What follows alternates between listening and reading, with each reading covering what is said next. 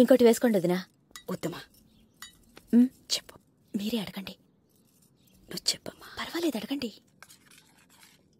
ఒరే, నాదొక చిన్న మాటరా. ఏంటక్కా చెప్పు. మా సంతోష్కి వైశ్యునిచ్చి చేద్దాం అనుకుంటున్నాను. అదేంటక్కా, నేనెప్పుడూ వైశ్యునిస్తానని చెప్పలేదే. అదేమిట్రా, అది నా మేనకోడలు. పైగా అది పుట్టిన వెంటనే నా కోడలు చేసుకోవాలనుకున్నాను. సారీ అక్క, ఇంకేదైనా అడుగు. అంటే ఏంట్రా, మాకు మీ అంత ఆస్తి లేదనా? చచ్చా, అదే ప్రాబ్లం అయితే మొత్తం ఆస్తి రాసి ఇచ్చేస్తాను. వైశ్యుని మాత్రం ఇవ్వను. క్షమించరా, ఆడపడుచున్న హక్కుతో అడిగేశాను. ఇంకెప్పుడు అంత హక్కుతో ఇంటికి రాను. వదినా, ఇలా తినకుండా మధ్యలో లేవటం ఇద్దరికి మంచిది కాదు. వద్దమ్మా, ఇంతవరకు నాకేమైనా వీడు నాకున్నాడన్న నమ్మకంతో ఉన్నాను. ఇప్పుడు వీడు కూడా లేడని తెలిపోయింది. ఇక ఇంటికి ఎవరి కోసం రావాలి, ఎందుకోసం రావాలి? క్షమించగలరు. వదినా, వదినా, ఏంటండి ఇది? ఇంటికొచ్చిన ఆడపడుచుని కన్నీళ్లతో పంపించారు. తర్వాత నా కూతురు కన్నీళ్లు పెట్టకూడదని. అక్కంటే నాకు ప్రాణం గాయత్రి. అందుకే 25 సంవత్సరాల క్రితం తనెవరినో ప్రేమించిందంటే మా నాన్నతో గొడవ పడి వెనక ముందు ఎవరు లేని ఓ ఇంటికి పంపించాను. తప్పు చేశాను. చూసాక ఇప్పటికే పుట్టింటి నుంచి ఎవరైనా వస్తారు, తన బాధలు ఎవరితో చెప్పుకోవాలని ఎదురు చూస్తూ ఉంటుంది. 25 సంవత్సరాల తర్వాత అదే తప్పు నేను మళ్ళీ చేస్తే జీవితం నాకేం నేర్పినట్టు? పెళ్లైన కొత్తలో భార్యాభర్తల మధ్య ఉండేది ఒక ప్రేమే. ఆ తర్వాత బాధ్యతలు ఆ ప్లేస్లో వస్తాయి. ఇద్దరి మధ్య దూరం పెరుగుతుంది. అలాంటి టైంలో ఏ ఆడదానికైనా అన్ని పంచుకునేందుకు అత్తారింట్లో ఒక పెద్ద కుటుంబం ఉండాలి. చూడు గాయత్రి, నా కూతుర్ని పంపించే ఇంట్లో ఆస్తి అంతస్తులు ఉన్నా లేకపోయినా పర్వాలేదు. కానీ నా ప్లేస్లో మావగారు ఉండాలి, నీ ప్లేస్లో అత్తగారు ఉండాలి. ఈ ఇంట్లో ఉన్న అన్ని రిలేషన్స్, ఎఫెక్షన్స్ అక్కడ ఉండాలి.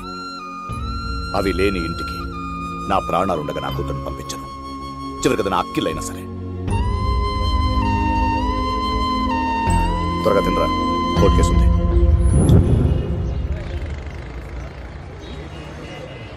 ఆర్గ్యుమెంట్ ఫైనల్ స్టేజ్లో ఉంది సార్. మనకే ఫేవర్గా ఉంది. మ్యాక్సిమం మా వైపు నుంచి ఎఫర్ట్స్ పెట్టాం సార్. ఎవిడెన్స్ కూడా స్ట్రాంగ్గా ఉన్నాయి. అగో ఈరోజు కలెక్టర్ గారిని కలుస్తున్నాం కదా.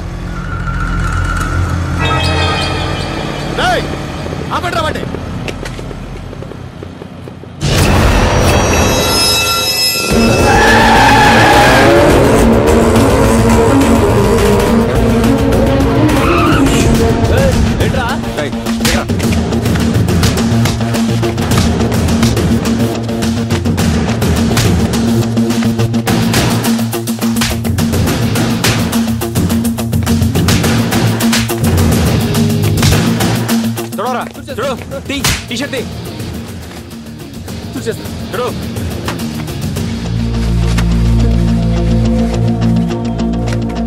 చూసుకోలేదా? Sorry sorry sorry sorry. బండి ఎవరిది?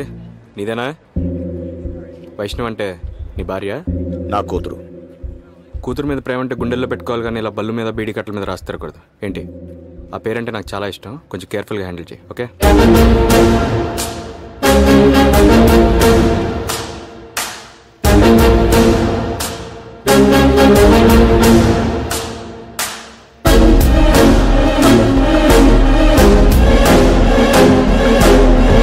కలెక్టర్ ఆఫీస్కి వెళ్ళేది? వైష్ణవ్ చదివే కాలేజ్కి వెళ్ళు. సరే అన్నయ్య. సార్ కలెక్టర్ గారు అపాయింట్మెంట్. లాయర్ గారు మీరు దిగండి. Sir will you please get down?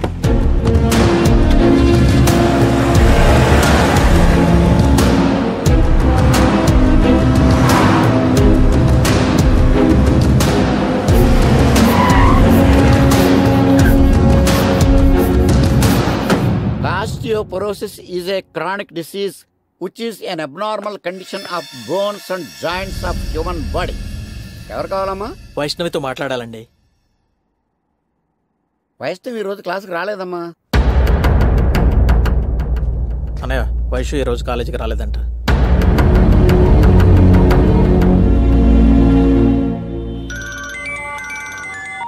Hello. అమ్మా. Hi daddy. ఎక్కడున్నావమ్మా?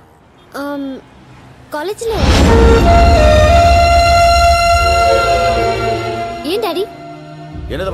తర్వాత ఫోన్ చేస్తాను. Okay daddy bye. ఏంటి లేట్? నీకోసం 10 minutes నుండి వెయిట్ చేస్తున్నాను తెలుసా. పద పద. 10 నిమిషాలకి వెళ్ళి అయిపోతే ఎలా? నీకోసం 25 ఏళ్ళుగా వెయిటింగ్ ఇక్కడ.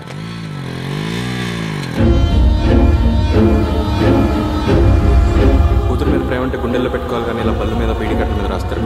ఏంటి ఆ పేరంటే నాకు చాలా ఇష్టం. కొంచెం కేర్ఫుల్గా హ్యాండిల్ చేయండి. ఓకే?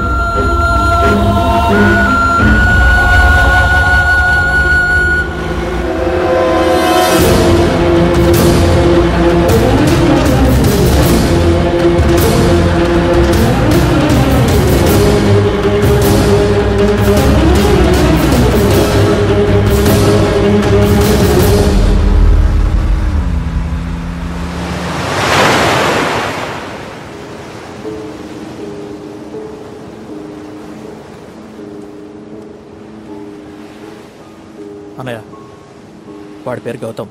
ఇక్కడ ఎయిర్సెల్ కంపెనీలో ఇంజనీర్గా పనిచేస్తున్నాడు. అమ్మా నాన్న ఏం చేస్తుంటారు? లేరన్నయ్య. అంటే ఊళ్ళో లేరా? వాడు అనాథ. వెనక ముందు వాడికి ఎవరు లేరు.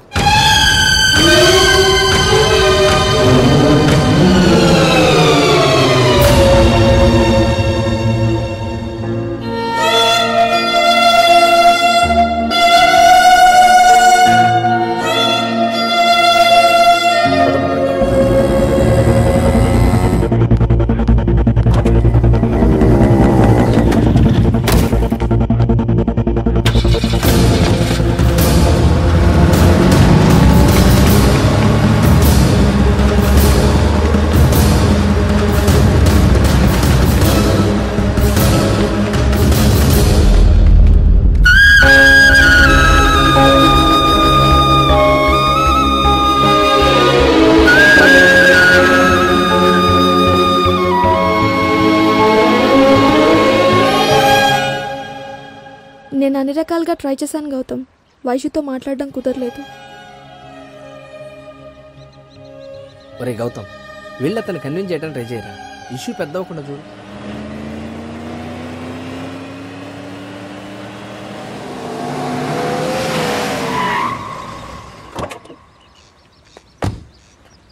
రే దిగు దిగు.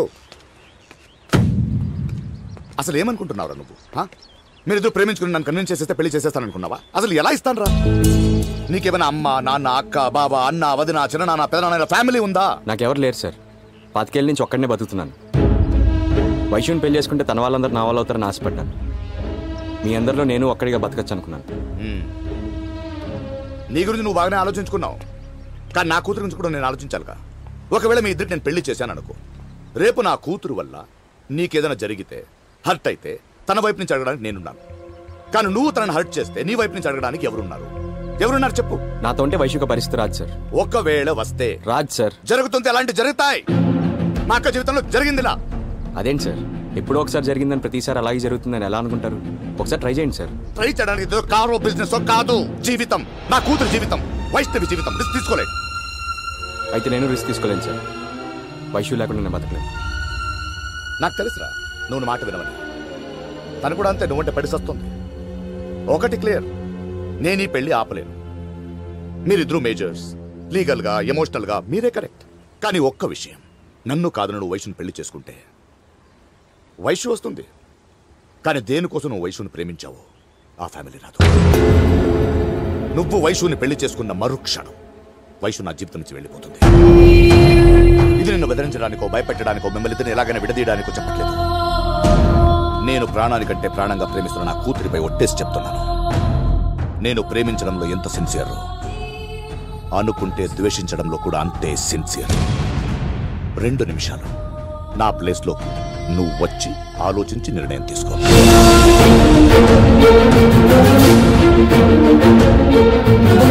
లేదు ఇవన్నీ నాకు అనవసరం, ఎవడు ఎలా పోతే నాకేంటి అనుకున్నావు అనుకో, పద డైరెక్ట్ గా ఇంటికి వెళ్దాం. దర్జాగా వైషుని తీసుకెళ్ళు, నిన్నెవ్వరూ ఆపరు. నిర్ణయం నీది. వైషుని పెళ్లి చేసుకుని దాన్ని నీలాని అనాథన చేస్తావా, లేదా నీ దారి నువ్వు వెళ్తావా? అటా ఇటా? Sir please sir. నో, అటా ఇటా.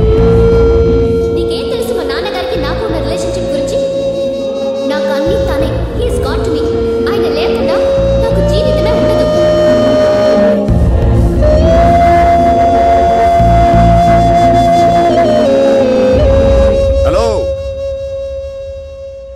నిన్నెంతవరకు నమ్మొచ్చు?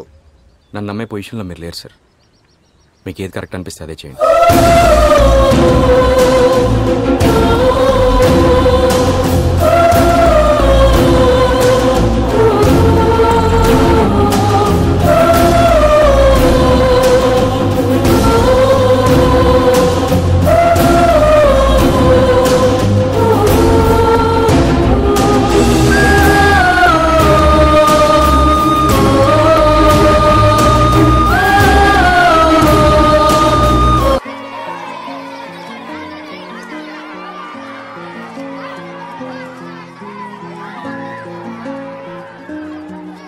పాతికేళ్ల క్రితం నా జీవితం ఎలా ఉందో ఇప్పటికీ అలాగే ఉంది సార్.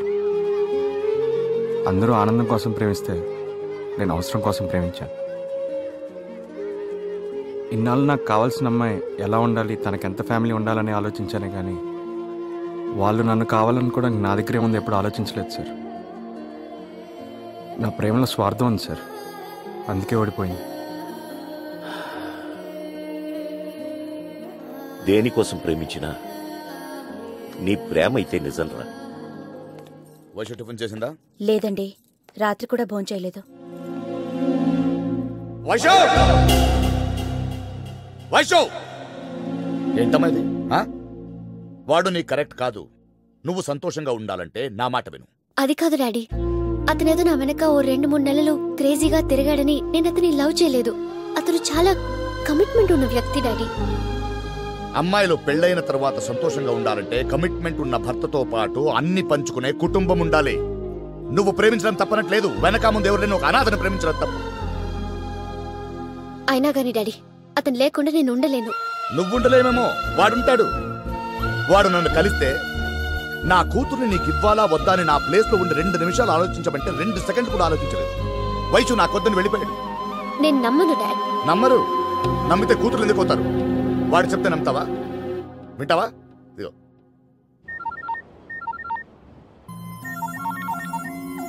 హలో. ఏరా, నువ్వు నాతో చెప్పావే అదే మాట వైషుతో చెప్పు. విను. హలో, స్పీకర్ ఆన్ చేసి మాట్లాడు, లేకపోతే వీళ్ళందరూ నన్ను విలన్ అనుకుంటారు. చెప్పరా. హలో గౌతమ్. వైషు. ఏంటి డాడీతో అలా అన్నావంట? నిజమే వైషు. నీకేమైనా పిచ్చా? ఏం మాట్లాడుతున్నావు? మీ నాన్న చెప్పింది నిజమే, ఆయన మాటిను.